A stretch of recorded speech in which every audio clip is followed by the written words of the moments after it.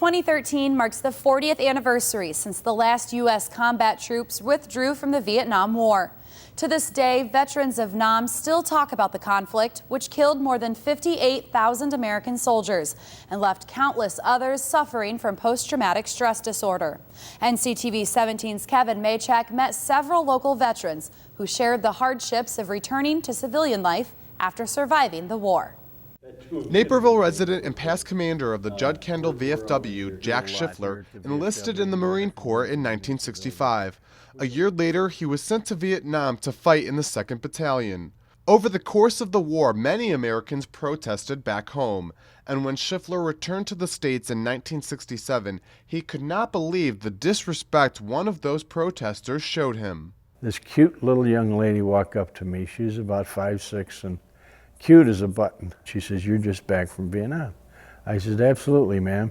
And she proceeded to spit in my face and walk away. And what do you do?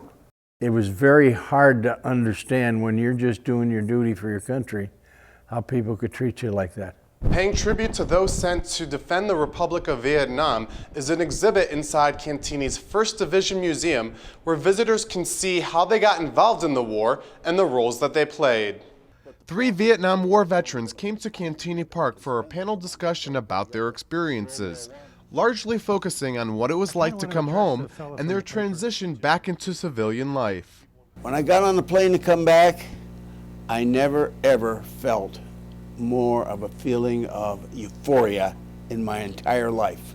The guys on the plane were just yelling and screaming, everybody's cheering, and I just felt so good to know that I'm going home.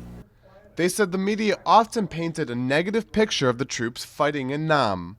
You read about this in the news and the way that they're treating the veterans from Vietnam and all that. All the other people that are coming back from Afghanistan and the Middle East, they're calling them heroes and how wonderful they are. I thought, I missed out on some of this, What I really blame our government about is they didn't explain that talking about it is the way you heal yourself, is to talk to people and try to understand what it all is.